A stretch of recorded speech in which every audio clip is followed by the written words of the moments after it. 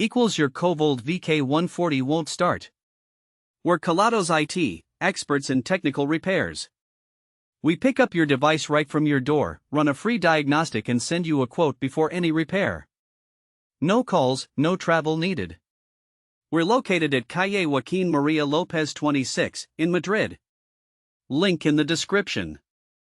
The issue could be related to a faulty power supply or internal components.